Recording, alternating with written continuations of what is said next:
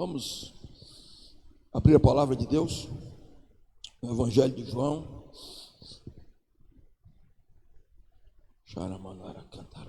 Capítulo 19, eu vou tentar pregar. 9 realidades que o Calvário nos revela. A Vitor está aí numa área de trabalho dessa aí. João capítulo 19. Diga para o seu irmão, não acabou não, viu? A unção está correndo aqui ainda. Deus começou e vai fazer. João capítulo 19, se puder colocar na projeção.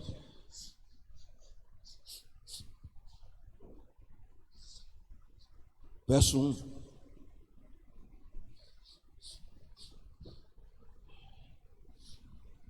Então, por isso, Pilatos tomou Jesus e mandou açoitá-lo. Os soldados, tendo tecido uma coroa de espinhos, puseram-na na cabeça e vestiram-no com manto de púrpura. Chegavam-se a ele e diziam: Salve, Rei dos Judeus, e davam-lhe bofetadas. Outra vez saiu Pilatos e lhe disse: Eis que vos apresento, para que saibais que não acho nele crime algum. Saiu por Jesus, trazendo a coroa de espinhos e o manto de púrpura. Disse Pilatos: Eis aqui o homem. Ao verem os principais dos sacerdotes e os guardas, gritaram: Crucificam, crucificam. Disse Pilatos: Toma vós outros e crucificai-o, porque eu não acho nele crime algum. Responderam os judeus: Temos uma lei, de conformidade com a lei ele deve morrer, porque assim mesmo se fez filho de Deus. Verso 17. Tomaram eles, pois, a Jesus, ele próprio carregando a sua cruz, saiu para o lugar chamado Calvário, Gólgota em hebraico, onde crucificaram, e com ele outros dois, um de cada lado e Jesus no meio. Versículo 28. Depois, vendo Jesus que tudo já estava consumado, para que se cumprisse a escritura, disse: Tenho sede. Estava ali um vaso cheio de vinagre. Beberam de vinagre uma esponja e, fixando-a num caniço de isopo, lá chegaram à boca. Quando, pois, Jesus tomou o vinagre, disse: Está consumado. Inclinou a cabeça, rendeu o espírito. Então os judeus, para que no sábado não ficasse os corpos na cruz, isto que era a preparação, pois era grande o dia daquele sábado, rogaram-lhe a Pilatos que se lhe quebrasse as pernas e fossem tirados. Os soldados foram e quebraram as pernas ao primeiro e ao outro, que com ele tinham sido crucificados. Chegando-se, pois, a Jesus, como vissem que já estava morto, não lhe quebraram as pernas. Mas um dos soldados lhe abriu o lado com uma lança, e logo saiu sangue e água. Aquele que viu testificou, sendo verdadeiro o seu testemunho, e ele sabe que diz a verdade, para que também vós creiais. Isto aconteceu para que se cumprisse a escritura: nenhum dos seus ossos será quebrado. E outra vez diz a escritura: eles verão aquele a quem traspassaram. Meus queridos, nós estamos na nossa terceira noite, celebrando a festa de Páscoa.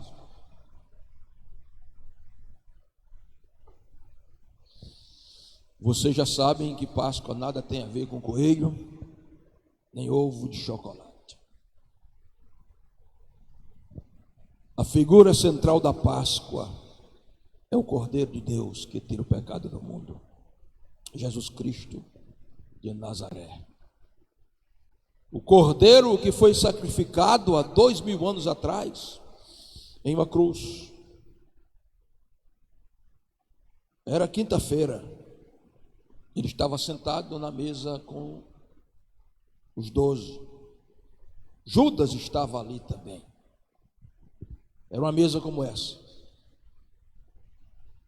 judeu devoto, circuncidado, praticante da religião judaica, comemorava todas as 7 festas do Senhor. Ele está sentado, não era simplesmente uma refeição de despedida, ele era acostumado a fazer isso todos os anos. O Seder, o jantar de Páscoa.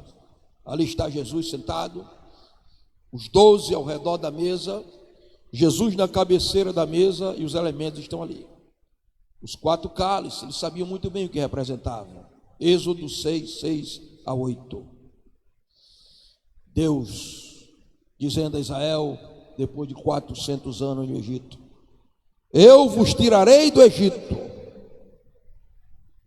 vos livrarei da escravidão, do jugo pesado de Faraó, vos comprarei para mim, vos redimirei,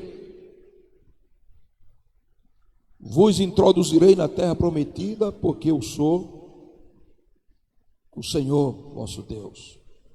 Eles sabiam muito bem o que representava aquela massa de canela com nozes e maçã.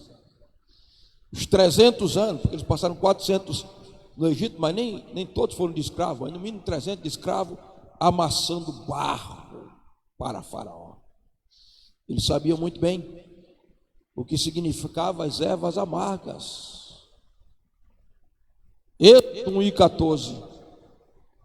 Ele fez o seu jugo pesado e a vida deles amarga, o tempo de amargura no Egito. Eles sabiam muito bem o que significava o matzar, o pão sem fermento. Naquela noite, a massa não teve tempo de levedar. O pão da aflição, a pureza de Deus no coração de cada judeu. Eles sabiam que aquele cordeiro que eles iam comer, porque a Páscoa era um jantar. Jesus disse: vamos comer a Páscoa. Eles sabiam muito bem que aquele cordeiro representava a aliança de Deus com Israel. Cordeiro cujo sangue naviga nos umbrais da porta, não permitiu o anjo da morte entrar nas suas casas, e eles foram salvos do Egito. O que eles talvez não soubessem com plenitude é que aquele que está na cabeceira era a retratação de tudo que estava na mesa. O cálice de Elias estava ali, porque Elias tinha que vir antes do Messias. Malaquias capítulo 4, último versículo. O que ele não sabia é que aquela Páscoa ritualística que celebrava a libertação do povo ia se cumprir em plenitude espiritualmente no Cristo, o Cordeiro Pascual. E isso só ia acontecer mediante o Calvário. Então, nessa noite, vamos continuar contando a história da cruz. A morte do Cristo não é a morte de um Marte, não é um herói humano que está naquela cruz. Aquela cruz está ali para nos revelar algumas realidades. E nós vamos começar a caminhar agora para a primeira realidade, porque nós vamos falar de 9. Talvez ainda ter falado das 9, vamos falar de algumas das 9. 9 realidades que o Calvário revela. Primeira realidade. Você consegue ler aí? Se você consegue, leia para mim ouvir o que você está vendo, por favor. De novo.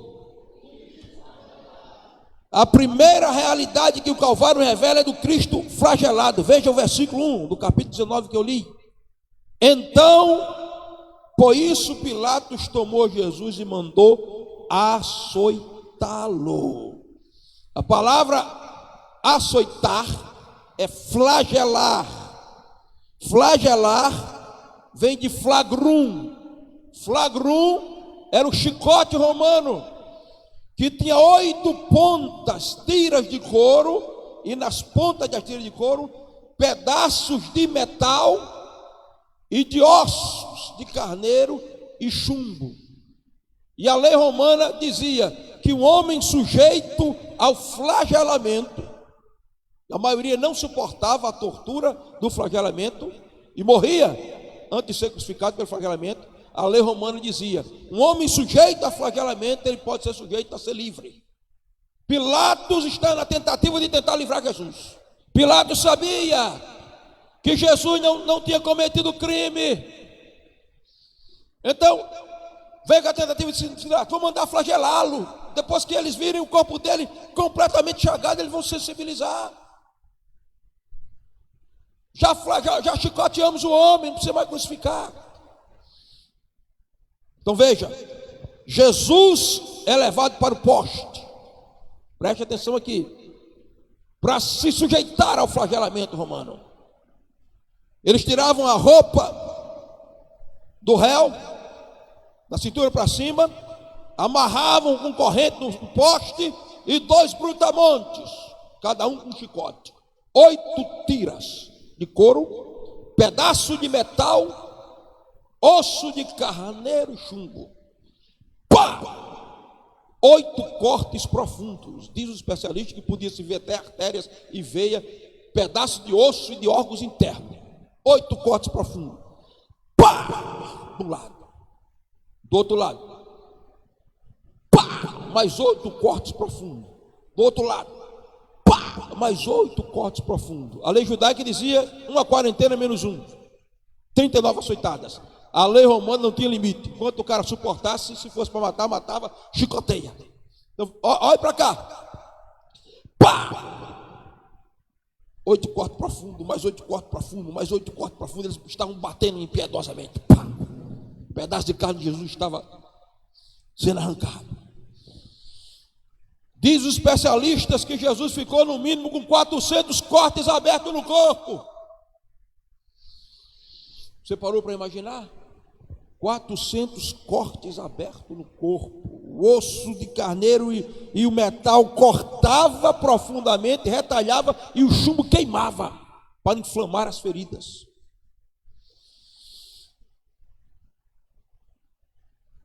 Pilatos estava fazendo aquilo na tentativa de livrar Jesus. O que Pilatos não sabia é que mesmo sem querer, ele estava sendo um instrumento para cumprir Isaías 53. Ele foi ferido pelas nossas transgressões, moído pelas nossas iniquidades. O castigo que nos traz a paz estava sobre ele, e pelas suas feridas fomos sarados.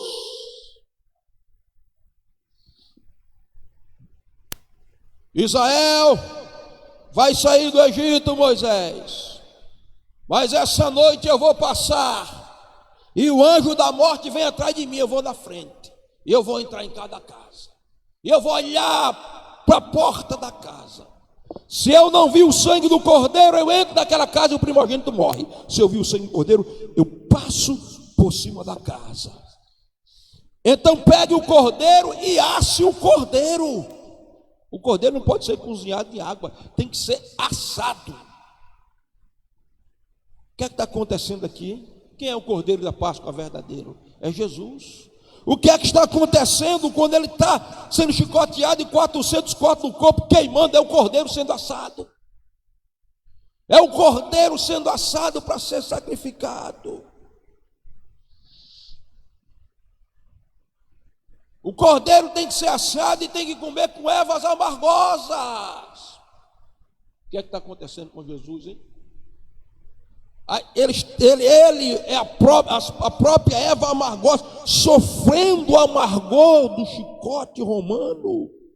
Porque se Israel passou 300 anos amargando o chicote de Faraó, ele está dizendo: eu sou o cordeiro que estou sofrendo o amargor do flagum romano, para você nunca mais ter amargura. Deixa eu te dizer, ele foi ferido por tuas transgressões, moído por tuas iniquidades. O castigo que nos traz a paz estava sobre ele, mas pelas feridas dele você pode ser curado essa noite.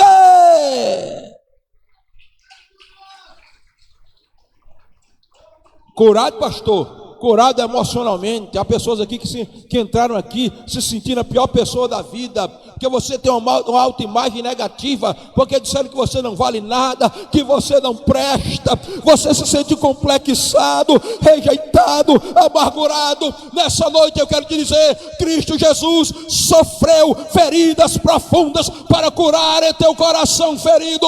Essa noite você pode receber cura nas suas emoções.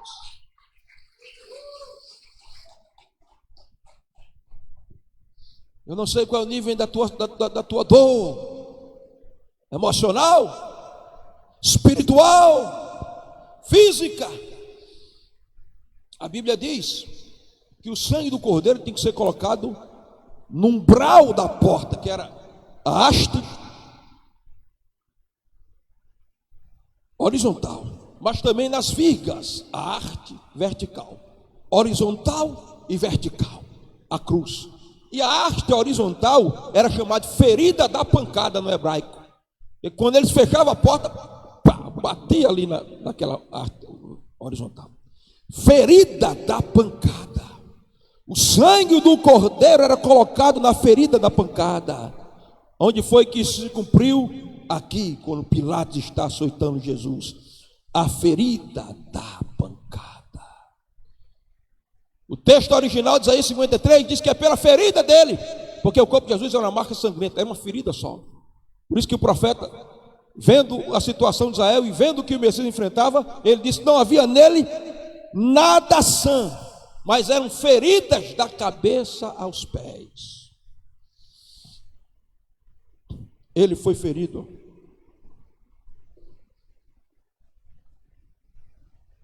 O Cristo flagelado. Isso fala de redenção completa. Ele cura o físico, ele cura o emocional e ele cura o espiritual. Cura o físico, pastor? Cura. Irmã Tati, cadê você? Eu vi você por aí. Está aqui, irmã Tati. Vem aqui na frente, por favor.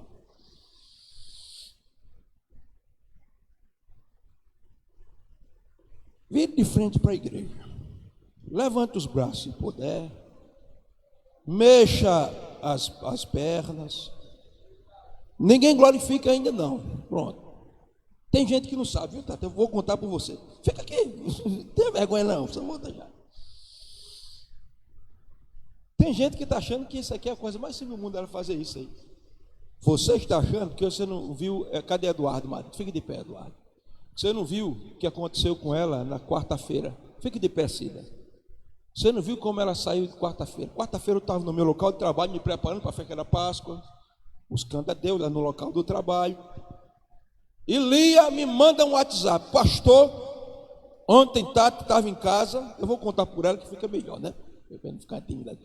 Ela estava em casa, de repente, ela deu um grito e caiu. Perdeu as forças, caiu. Levaram ela para casa, ela teve uma convulsão. Isso era na terça-feira à noite. No outro dia ela amanhece sem mexer uma parte do corpo. Na quarta mesmo, ela teve uma convulsão. Está pedindo para ficar aí. Ela está nervosa. Na quarta-feira ela teve uma convulsão.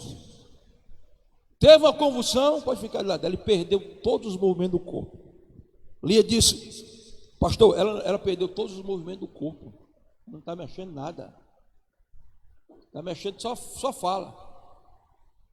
Eu digo, ela saiu com o telefone de Cida, mas está com a irmã de Cida, está na ambulância, no Povo Alfredo. Dá o WhatsApp dela aí. Me deu o WhatsApp, eu liguei. Vocês estão na ambulância? Coloca no Viva Voz. Tati, está me ouvindo? Tá. Tati, você está sentindo dor? Não. Só não consigo mexer o corpo de jeito nenhum, pastor. Sinto meu corpo. Eu disse: você vai me voltar a ter todos os movimentos normais e eu aplico o sangue vertido das costas feridas de Jesus sobre a sua vida e declaro saúde sobre o seu corpo. Quarta-feira de manhã. Orei, disse: confia em Deus, vai dar tudo certo, você vai voltar ao normal. Orei, quarta-feira de manhã. E ela foi, quarta-feira à noite, me deu uma notícia que parece que queria entubar, não sei. Eu disse: não, vamos orar, né? E quarta-feira nós oramos aqui com a igreja. Acionamos intercessores. o médico ia entubá-la, ia entubar. Porque ela foi acometida de síndrome de Guillain-Barré, não é Guiné, não, Guillain-Barré, isso é uma coisa desse tipo, Guillain-Barré. Presta atenção, isso daí, meu irmão, tira todos os movimentos do corpo e se for para o sistema respiratório, mata. Fatalmente é uma doença perigosa e raríssima, perigosíssima. Eu digo, vai ficar bom. Oramos aqui na quarta-feira. Quarta-feira de noite nós oramos aqui de novo, depois com a igreja. Irmão, quando eu amanheci o dia, na quinta-feira de manhã, um vídeo dessa mulher sentada na cama, levantando as mãos para cima, movimentando o corpo e dando glória a Deus. Aplauda Jesus. Dê um abraço nela, pastora. Não foi em vão o Calvário. Ele foi ferido pelas nossas transgressões, moído pelas nossas iniquidades. O castigo que nos traz a paz estava sobre ele, e pelas suas feridas fomos curados. Receba a cura essa noite. Agora aplauda e glorifique a Jesus. Se eu fosse passar a noite todinha aqui, eu ia mandar Fábio se levantar, ia estar em pé, que o médico disse que a perna dele ia secar, que ele não podia comer carne de porco mais, nem camarão, nem trabalhar de pedreiro, que ele ficava bom da coluna nunca mais, e disse isso e aquilo. Hoje ele come carne de porco, né? Camarão. A gente passou o dia, quando foi ontem, passamos o dia aqui na igreja orando, aí fomos comer carne de porco, com carne de carneiro, com camarão, depois do dia todo sem comer. Não deu certo, não foi, Fábio?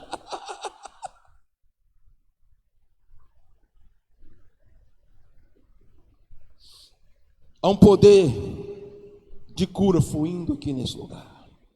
Nós vamos orar depois dessa mensagem, para coisas extraordinárias acontecer na sua vida. Cristo flagelado, corpo chagado, cabeça aos pés. Você continua nessa amargura se você quiser. Você continua nessa rejeição se você quiser. Você continua nesse complexo de autoimagem negativa, se sentindo incompreendido, rejeitado e não amado se você quiser. Porque hoje o Cristo que foi ferido por você está de mãos estendidas dizendo: eu te aceito, eu te compreendo e eu te amo, eu te curo essa noite.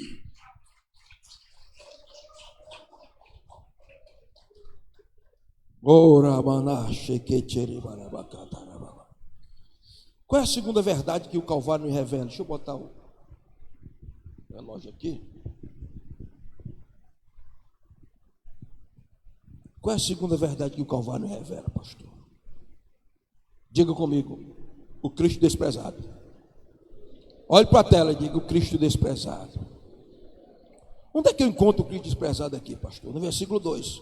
Soldados, tecendo a coroa de espinho, puseram-lhe na cabeça, vestiram-lhe com púrpura, vestiram com manto de púrpura, puseram na cabeça dele uma coroa de espinho, em tom de desprezo e de zombaria. Por quê, pastor? Porque Pilatos tinha colocado na cruz dele Jesus Nazareno, o rei dos judeus. E Pilatos estava naquele meio dizendo que o senhor disse que é rei, que o senhor é rei mesmo. Você diz isso de você mesmo ou disseram outros? Se o meu reino fosse desse mundo, rapaz, estalava os dedos aqui, ó, meus generais de guerra. Você não conhece os meus generais? Eu tenho um sozinho deu conta de 185 mil soldados lá de Senecaribe. Se eu fizesse assim, eles viriam a minha defesa. Mas meu reino não é desse mundo aqui, o meu reino não é um reino humanamente político, a implantação do meu reino é diferente, o meu reino é espiritual. Logo tu é rei? É o que você está dizendo. E os soldados ouviram aquela conversa e viram lá Jesus Nazareno. Disseram: rei, precisa de uma coroa. Se é rei, vamos colocar uma coroa na cabeça do rei. Aí pegaram os espinhos grandes, 15 centímetros, diz a história, fortes, a coroa, um ponto de perfurar a madeira. Eles pegaram aquela coroa de espinho, enterraram impiedosamente na cabeça de Jesus. Agora, o couro cabeludo é uma das partes mais sensíveis que existe. Você sente uma dor de cabeça, é terrível, se for forte. Dói até o dedão do pé. Agora imagina aquela coroa. Enterraram na cabeça de Jesus. Ele já está com 400 cortes no corpo. Agora enterra a coroa na cabeça. A cabeça enche 2 vezes mais. O sangue começa a escorrer. E eles estão desprezando Jesus, fazendo isso em tom de zombaria. Eles não sabiam o que estavam fazendo. Mas Davi sabia. E no Salmo 8, quando Davi está contemplando Deus Criador, ele está dizendo: quão admirável é o teu nome sobre toda a terra, Deus, puseste a tua glória sobre os céus. E ele pergunta: quem é o homem para que dele te lembre, Deus?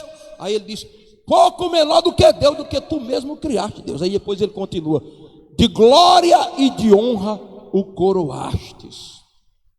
Vem cá, pastor Renato.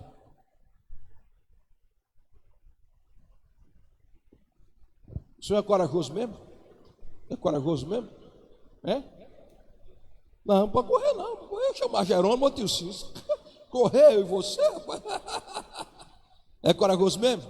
Deito no chão. Para trás. Sim. Olha aí, ó. Originalmente, estão vendo ele aí? Então? Joga na tela para o povo ver aí de trás. Originalmente eu e você o que era? Barro, meu irmão. Existem 26 componentes químicos que fazem parte do teu corpo. Estão na terra: cálcio, potássio, sódio. Olha para mim, depois você olha para Adão.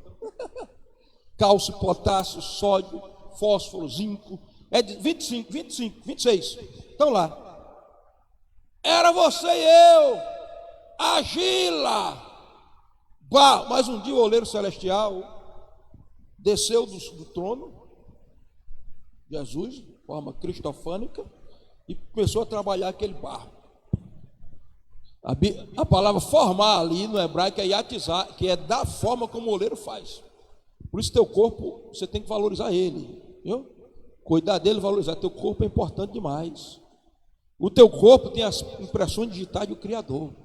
O Criador desceu no céu para tocar no barro e fazer. Eu sei que você é barro e pó, estrutura humana física.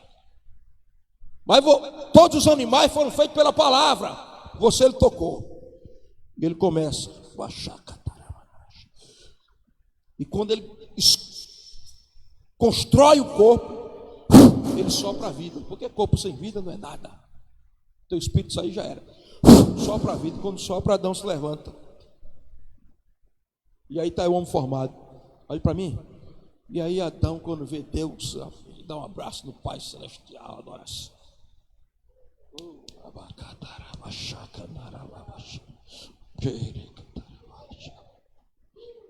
Aí, olha para mim.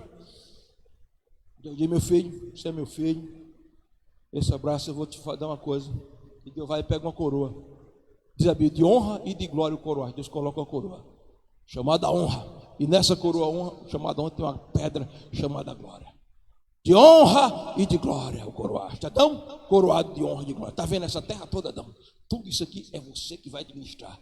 Você é o rei dessa terra. Você tem honra e tem glória na cabeça. Domina. Pode chamar aquele animal ali. Chama ele pela mão. Chama aí, Adão. Chama. Leão. Já botou o nome. Leão. Chama aquele outro ali. Macaco. Chama e vai chamar. E ele diz: tudo que Deus coloca debaixo dos pés de Adão. Pode ir agora administrar o Éden e deixa aqui o seu pai. Pode sentar direitinho. Escute. Honra e glória na cabeça, tudo debaixo dos pés. Adão controlava tudo, meu irmão. Escute. Eu e você não fomos criados para ser controlados, para ser pisados, para ser dominados. O homem não existe para ser dominado pelo cigarro de maconha, pela cocaína, pelo álcool, pela prostituição. Não, Deus fez você como rei para governar e reinar sobre tudo, para governar sobre a criação. Ele colocou uma coroa de honra e de glória na tua cabeça.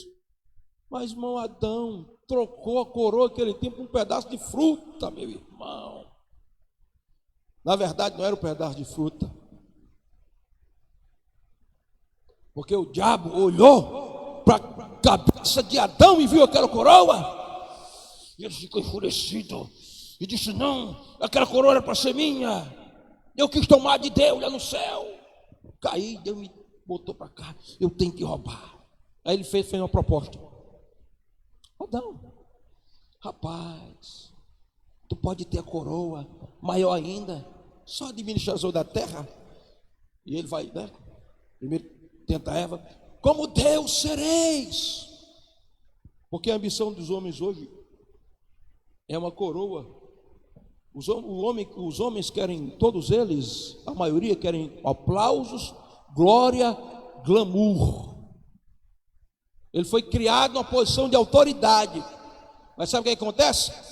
Ele ambiciona por causa da proposta de ser maior do que Deus, perde a coroa e diz: caiu a coroa da cabeça. Aí quando Deus chega para visitar Adão, e aí, Adão? Adão, cadê a coroa, rapaz? Não comi o fruto que o Senhor disse. Adão, rapaz, perdeu a coroa. E aí Adão, a Bíblia diz: cá dos espinhos agora a terra produz. E vai para a cabeça de Adão uma coroa de espinhos.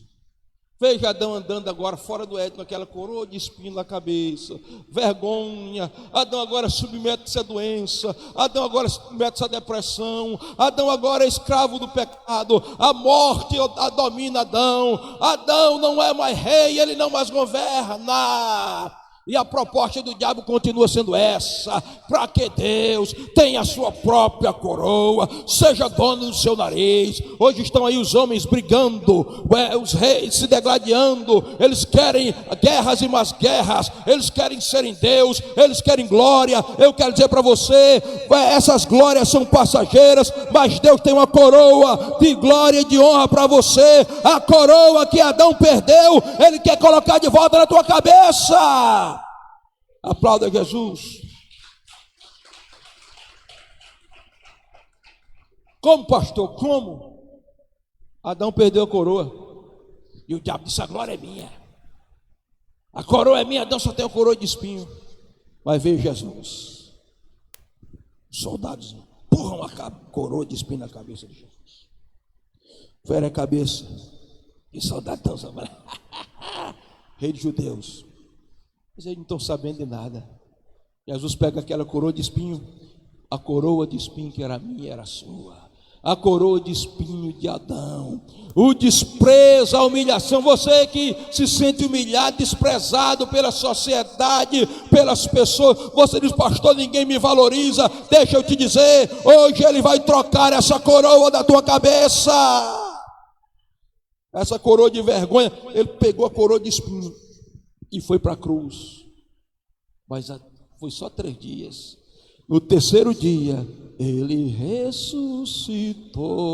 E quando Ele se levantou, alguém olhava para a cabeça dele e dizia: Jesus, sua cabeça não está mais inchada, não está mais deformada. Onde é que está aquela coroa de espinho? Não, aquela coroa de espinho, eu não tenho mais ela. Eu arranquei da cabeça de Adão em substituição, e eu agora tenho novamente a coroa que era de Adão, a coroa de glória, porque eu ressuscitei e todo o poder me é dado nos céus e na terra. E Ele está transferindo essa noite essa coroa de glória para a tua cabeça. Recebe essa coroa de volta.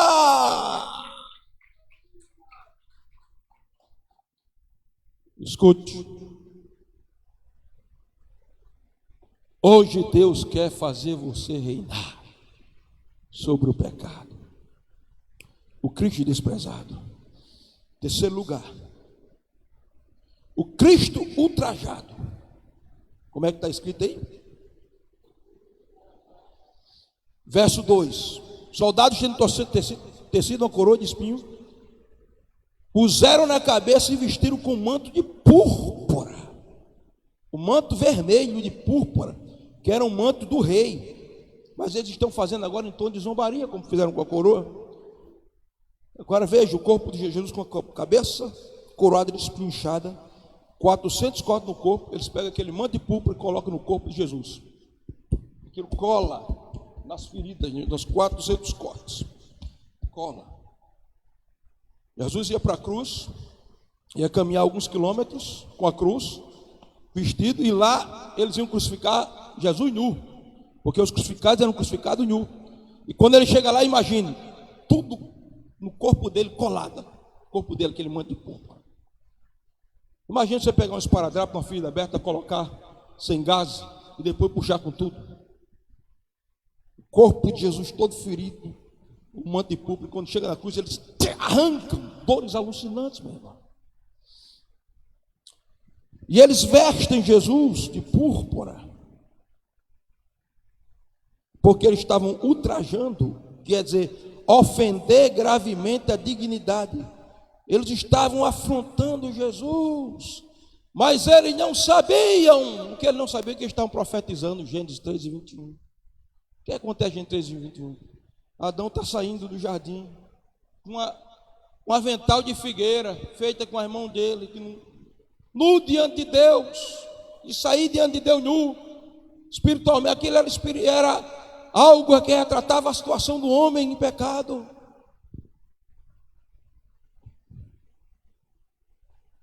Você acha que o homem, com as suas vestes de justiça, vai se apresentar diante de Deus? Adão está lá, verde de figueira, é a roupa que ele fez com a mão dele, a obra das mãos. É o antigo hino da harpa, meio de salvar se inventa, minha religião, minha justiça própria, minha bondade vai cobrir meu pecado, as minhas boas obras vai me tornar bonzinho diante de Deus. Não, lá vai Adão. E Deus disse, dá certo, não, Adão. Folha de figueira, Adão e Eva, venham cá. E a Bíblia diz que Deus matou 2 cordeiros, sacrificou um cordeiro, sacrificou outro cordeiro, pegou a pele do cordeiro, fez túnicas. E Deus é tremendo, até alfaiate Deus é. Deus é quem fez, construiu as túnicas. E Adão agora e Eva saem da presença de Deus vestidos. Palavra hebraica, kiper, caporete, expiados, que é perdoados.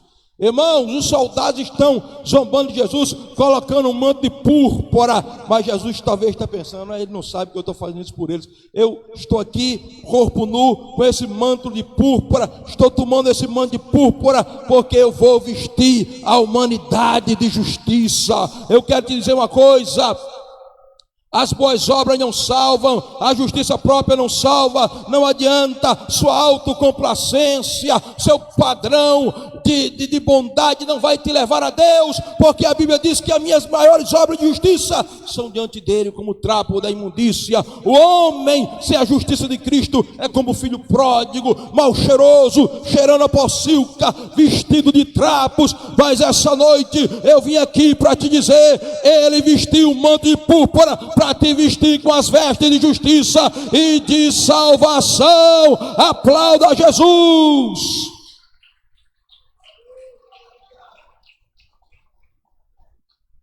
Essa noite não é necessário você sair nu ou entrar nu na presença de Deus, porque o sangue de Jesus te cobre. Justificação é a palavra teológica para isso. Deus olha para você, você está coberto de pecado, e o veredito dele, vou fulminá-lo, eu não suporto o pecado. Mas daqui a pouco ele olha de lado, vê a cruz, aí Jesus todo ferido, tremendo de dor, com a coroa de espinho, vestido de púrpura.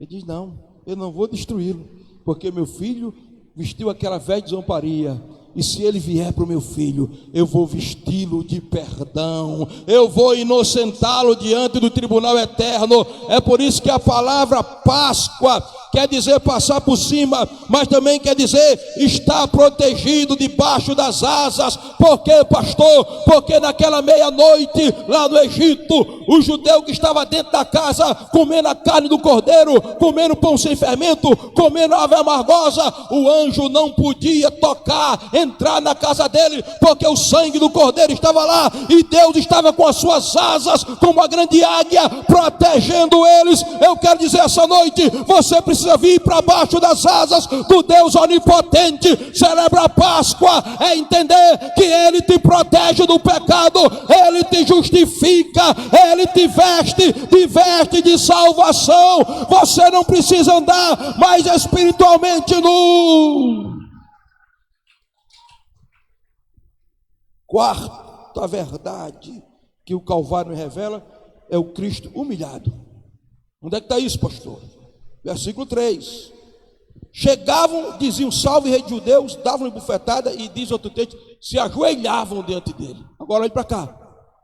400 cortes no corpo, vestido de púrpura, aquilo colado no corpo dele, a coroa de espinho na cabeça, cabeça 2 vezes o tamanho, dores terríveis. Os soldados começam a cuspir nele, cuspir, humilhação, e começa a bater no rosto dele, soco no rosto dele. Agora não faz só isso não. Jesus, como bom judeu e nazareno, ele usava uma barba bem cheia. O profeta disse que o rosto dele ficou desfigurado mais do que um dos filhos dos homens. E o profeta disse que ele não negou a face aos que lhe arrancavam a barba. Presta atenção. Os soldados pegam Jesus, encosta a cabeça de Jesus aqui no joelho, um segura de um lado e pega e arranca as barbas dele. Pedaços de carne vão ser arrancados. O rosto dele fica deformado como um monstro.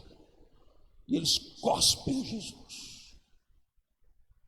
Sangue misturado com saliva e o rosto desfigurado. Estão fazendo isso exaltando Jesus, mas não estão sabendo que aquilo é a figura do homem, a caricatura do homem em pecado, porque o homem foi criado à imagem de Deus, irmãos. Quem olhava para Adão, via a glória de Deus em Adão, o rosto de Deus em Adão, a beleza de Deus. Quando Adão pecou, Paulo diz que Adão tornou-se um monstro. Diz que a boca dele ficou como um sepulcro aberto, seus olhos carregados de adultério, seus pés apressados para o mal, suas mãos manchadas de sangue, seu coração de pedra, uma imagem grotesca. É isso que o pecado faz. Nós chegamos à situação de ver homens na nossa geração que descem ao nível do animalesco. Quem está lembrado de Lázaro, serial killer? Ninguém lembra de Lázaro? Mas o Lázaro que passou 20 dias aí dando trabalho à polícia. No dia que mataram Lázaro, eu vinha subindo aqui. Meu trabalho vinha subindo. E vi um menino desse tamanho, pequenininho. E quando o menino vem subindo, eu fiquei olhando assim, e Deus começou a falar comigo. Disse: Lázaro, um dia foi esse menino aí, inocente, sem fazer mal a ninguém, sem representar risco para a sociedade. E ele me disse: todo homem tem um potencial de ser um Lázaro, porque se eu der a vazão à semente do pecado que está dentro de mim, eu desço ao nível do animalesco. Qual é o grande problema da nossa sociedade? Nós enfrentamos aqui no Rio Grande do Norte, meu irmão, há pouco tempo, um terror, um terrorismo. Homens que não parecem mais seres humanos, parecem animais, pedófilos, estupradores, marginais de alta periculosidade. E você diz: eles sempre foram assim? Não. Um dia eles foram uma criança inocente, não fizeram mal a ninguém, puros.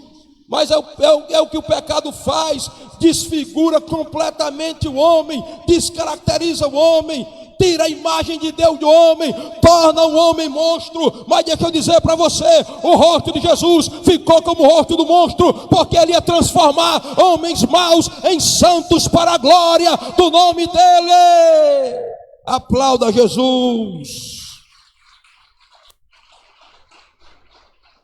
O pecado desfigurou o rosto do homem.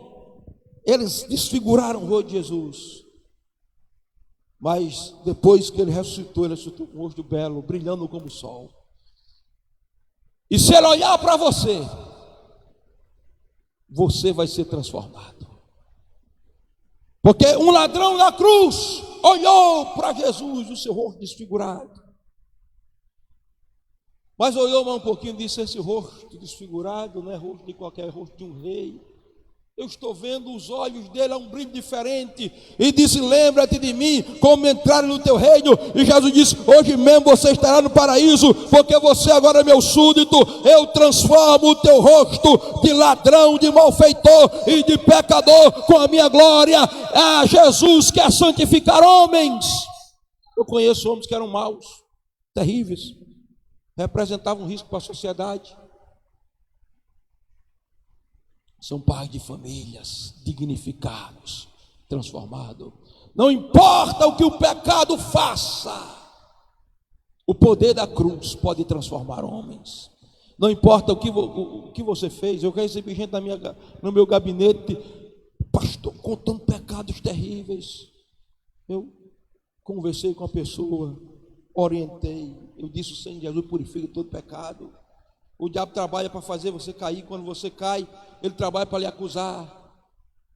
A pessoa confessou o pecado, mudou, transformou-se num levita, restaurou a família, abandonou os vícios, porque Jesus teve o rosto transfigurado para transformar o nosso rosto e colocar a glória de Deus e o brilho de Cristo no nosso rosto.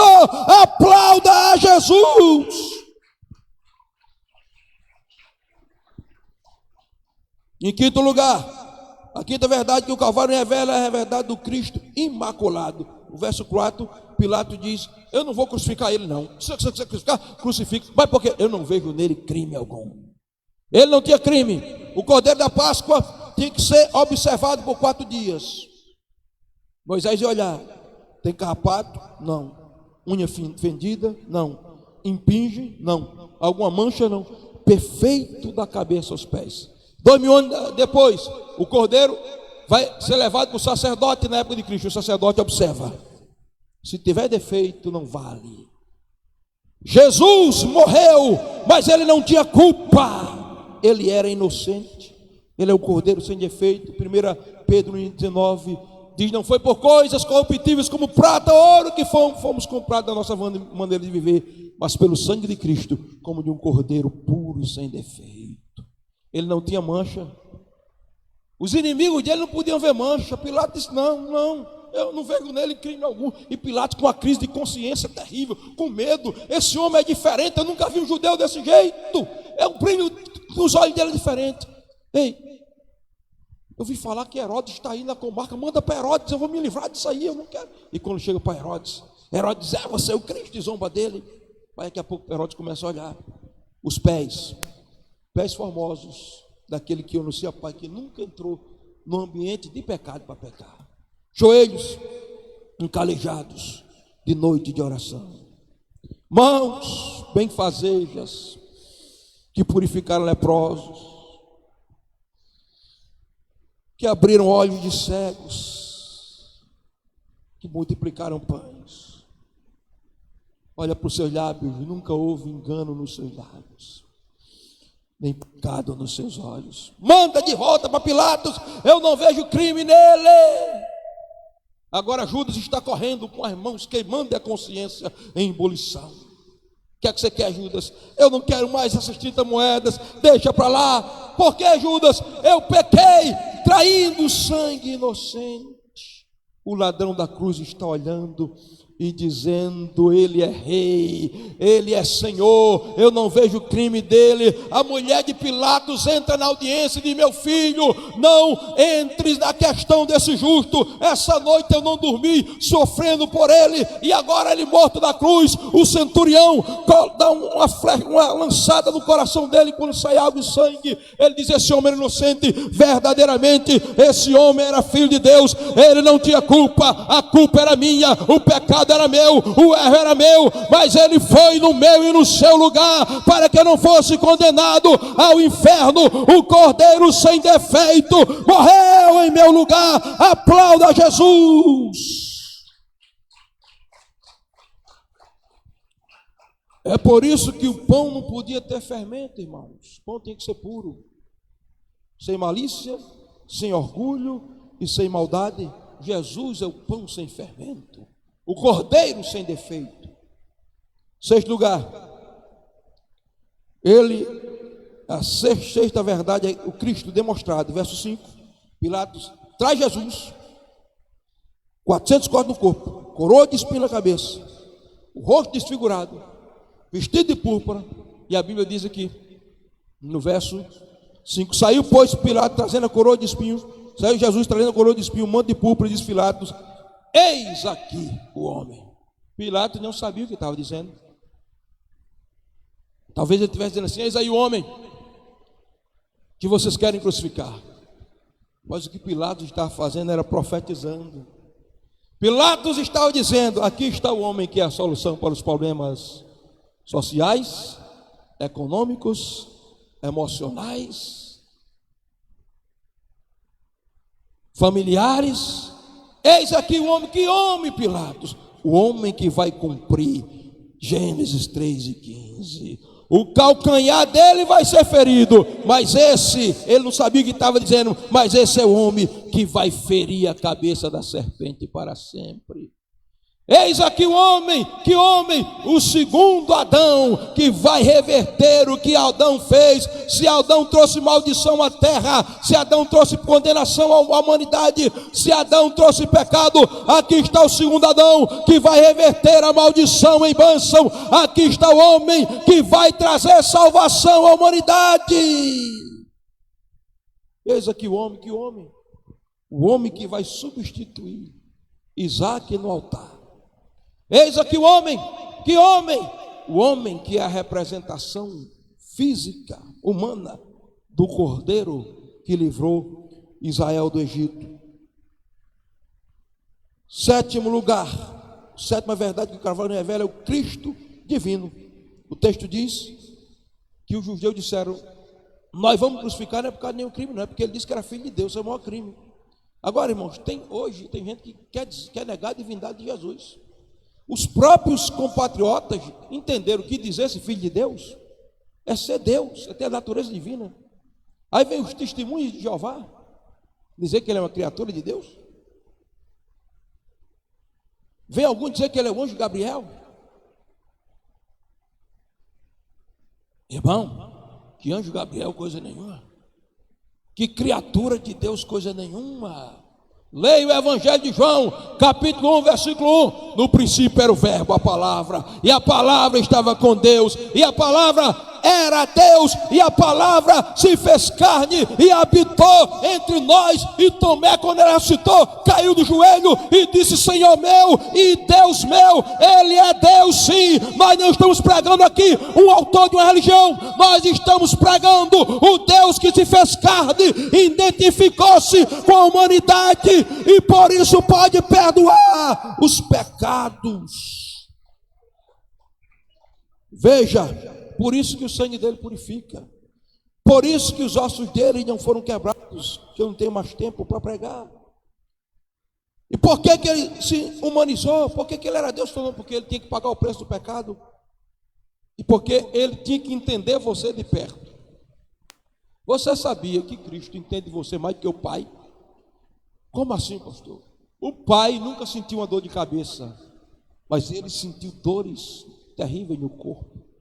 O Pai nunca chorou, porque lágrima é uma mistura de cloreto de sódio com potássio e gordura. Isso não tem na composição de Deus, porque Deus é um ser espiritual, mas ele tinha corpo físico, sangue corria nas veias dele, ele chorou. Ah, pastor, estou sofrendo muito, ninguém me entende. Talvez eu não entenda o teu sofrimento, mas tem um que entende o teu sofrimento de perto. Por que sofremos? Ora, o próprio Deus em Cristo sofreu. Ele entende o sofrimento da humanidade e ele pode enxugar as tuas lágrimas, ele pode aliviar a tua dor, a tua angústia e o teu sofrimento, porque quando você sofre, ele sofre com você. Oitavo e nono lugar, vamos para o oitavo. O Cristo predestinado, verso 17. Tomaram, pois, a Jesus, e ele próprio, carregando a sua cruz, saiu para o lugar chamado Calvário, onde o crucificaram. Diga, ele tomando a sua cruz. A cruz dele? Mas a cruz era dele? Tem certeza? Ele carregou aquele patíbulo de 80 quilos durante toda a vida dolorosa. A haste horizontal, a vertical que estava lá esperando, segundo especialistas. Não se sabe, né? E alguém olha e diz: mas essa cruz é para ele? Para ele? Irmãos, olhe para cá, olhe para mim. A cruz era para os maiores fascínoras da sociedade da época.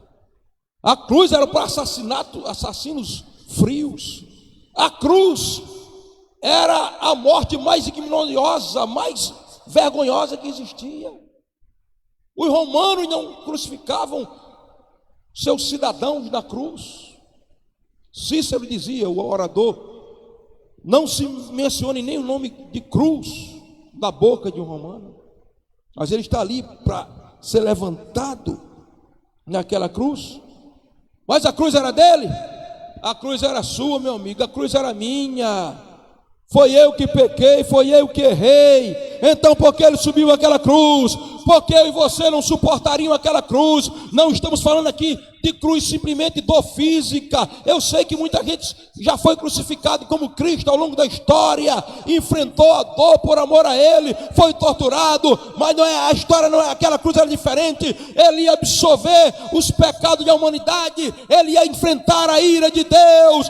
Foi por você que ele foi para a cruz. Você não pode desprezar a mensagem da cruz essa noite, sair daqui essa noite e não aceitar a mensagem da cruz é crucificar Jesus de novo. Essa noite ele está dizendo: eu fui à cruz por você, abra seus braços, entregue a vida a mim, porque eu quero perdoar os seus pecados. Aplauda Jesus se você está entendendo. A Bíblia diz que ele estava na cruz do meio, porque a cruz é o centro da história do Evangelho, porque o pão que era partido para ser comido era o pão do meio.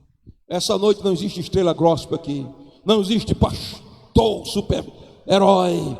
Todos aqui somos pó e cinza, não somos nada. A estrela aqui não tem estrela, a estrela aqui é a estrela da manhã. O sol que brilha aqui é o sol da justiça.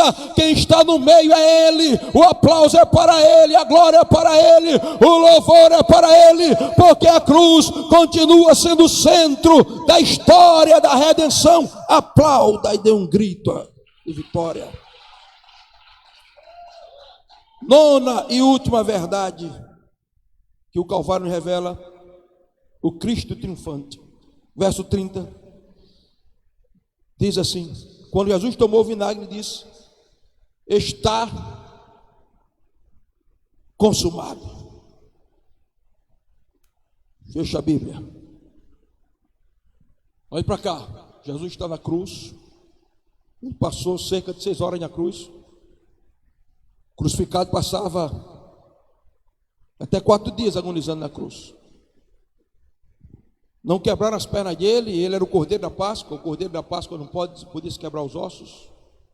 Os outros já tinham quebrado as pernas, porque o corpo pendia para frente, o pulmão se comprimia e você morria asfixiado. Você tem que fazer força para respirar. Quebrando as pernas não tinha como fazer isso.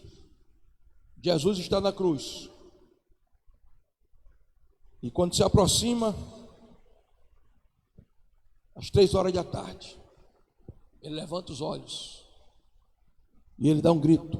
O evangelista João escreveu em grego, tetelestai, mas o grito que Jesus dá é nechirim. A palavra hebraica quer dizer está consumado.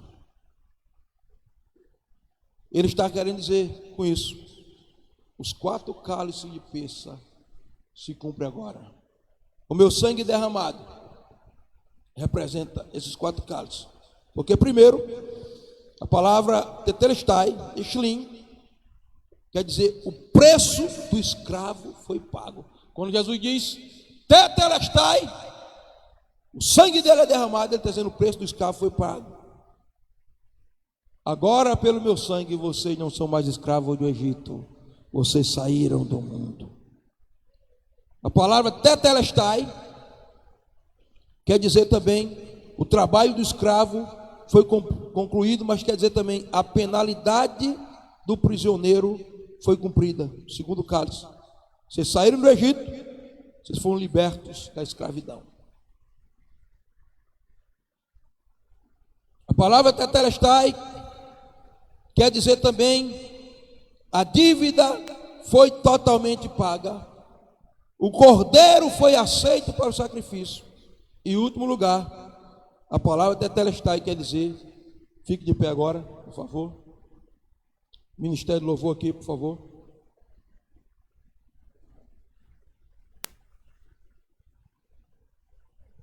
A palavra tetelestai quer dizer, o exército do general é vitorioso. Abra os braços, assim. Eu vou pedir para você gritar tetelestai, e eu vou dizer, responder daqui. 1, 2, 3, todo mundo. Alto. O exército do general é vitorioso. De novo. O exército do general é vitorioso. De novo. O exército do general é vitorioso. Agora eu vou dizer tetelestai, vocês vão dizer o exército do general é vitorioso. Tetelestai. Tetelestai. Quando Jesus disse tetelestai, essa uma palavra quer dizer, eu sou general e eu estou dando vitória ao meu exército. Quando ele fez isso que pendeu, a Bíblia diz que o véu do templo se rasgou de alto a baixo. Isso quer dizer, não precisa mais cordeiro morto, não precisa mais touro morto para expiar pecado, não. O meu sangue caiu sobre a terra e o céu está aberto. Satanás e os demônios estão vencidos, as enfermidades estão vencidas, porque nós fazemos parte do exército que foi e que é vitorioso. O general venceu. Por quê, pastor? Porque ao terceiro dia ele ressuscitou dentre os mortos. Mexa a pessoa que está só, diga, ele ressuscitou. Diga, ele venceu a morte. Diga, ele venceu o inferno. Ele venceu o diabo. Diga, ele venceu o mundo. Ele venceu a carne. Ele venceu principados. Ele venceu potestades. O exército do general é vitorioso. Aplauda.